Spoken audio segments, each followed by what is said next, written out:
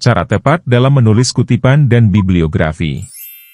Pendidikan Bahasa Indonesia. Anggota Kelompok Majas.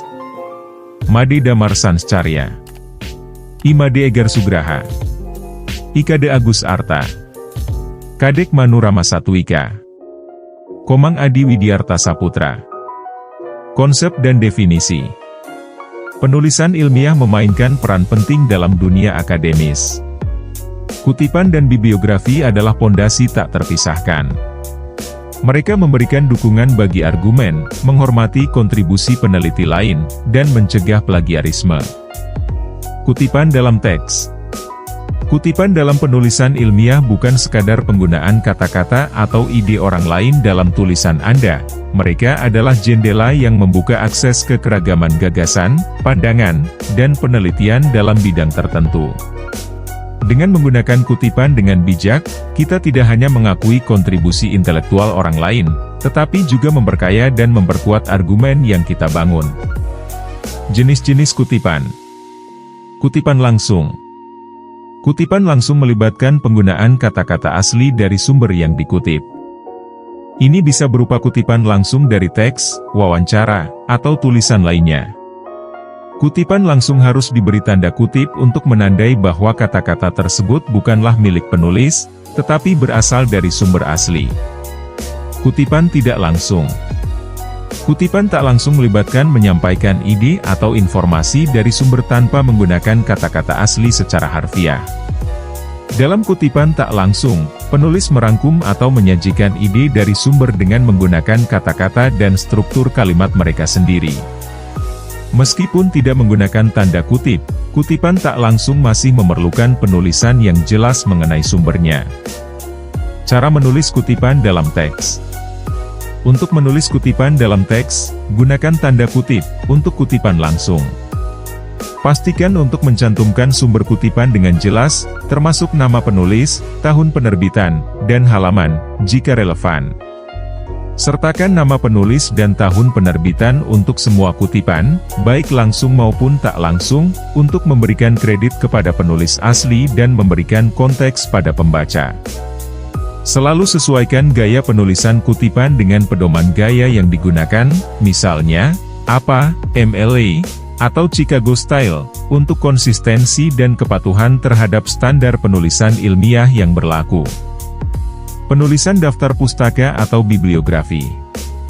Bibliografi, juga dikenal sebagai daftar pustaka, adalah komponen penting dari setiap karya ilmiah yang mencatat semua sumber yang digunakan penulis dalam penelitian dan penulisan mereka. Baik itu buku, artikel jurnal, makalah konferensi, situs web, atau sumber lainnya, daftar pustaka memberikan referensi yang lengkap dan sistematis bagi pembaca untuk menelusuri informasi yang digunakan penulis. Dengan memperhatikan prinsip-prinsip ini dan mengikuti pedoman gaya yang berlaku, penulis dapat membuat bibliografi yang lengkap dan terstruktur dengan baik untuk mendukung karya ilmiah mereka. Gaya penulisan bibliografi. 1. APA, American Psychological Association. Gaya ini digunakan terutama dalam bidang ilmu sosial dan ilmu perilaku. 2. MLA, Modern Language Association. Gaya ini biasanya digunakan dalam bidang humaniora, bahasa, dan sastra. 3. Chicago Style. Gaya ini sering digunakan dalam disiplin ilmu humaniora, sejarah, dan seni. Contoh penulisan bibliografi. 1. Buku. Smith, J. 2010. Research Methods in Psychology. Oxford University Press. 2. Artikel jurnal. Johnson, A. 2019. The Impact of Climate Change on Biodiversity. Environmental Science, 25, 4, 567580. 3. Sumber daring. World Health Organization.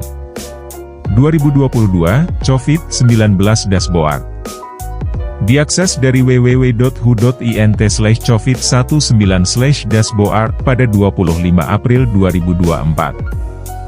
Contoh kasus dan diskusi. Bagian ini akan memperkenalkan beberapa contoh kasus yang menyoroti penggunaan kutipan dan bibliografi dalam penulisan ilmiah.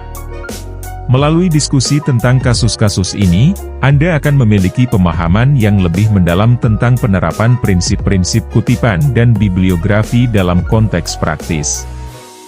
Diskusi kasus 1, plagiarisme. Sebuah kasus tentang mahasiswa yang dituduh melakukan plagiarisme karena menggunakan kutipan tanpa menyertakan sumber yang tepat.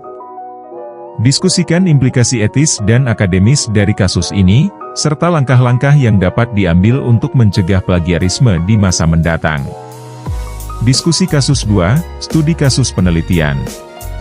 Tinjauan tentang bagaimana kutipan digunakan dalam sebuah penelitian ilmiah untuk mendukung argumen dan memperkuat metodologi. Diskusikan keputusan penulis dalam memilih dan mengintegrasikan kutipan, serta dampaknya terhadap kekuatan dan keabsahan penelitian tersebut. Kesimpulan. Dalam penutup presentasi ini, kita telah menjelajahi konsep-konsep yang penting dalam penggunaan kutipan dan bibliografi dalam penulisan ilmiah. Pentingnya memahami dan mengaplikasikan prinsip-prinsip kutipan dan bibliografi tidak boleh diabaikan dalam dunia akademis. Dengan memahami konsep ini, Anda dapat memastikan bahwa karya ilmiah yang Anda hasilkan tidak hanya kuat secara akademis, tetapi juga menghormati kontribusi peneliti lain dan menjaga etika penulisan yang baik. Terima kasih. Semoga hari-harimu menyenangkan.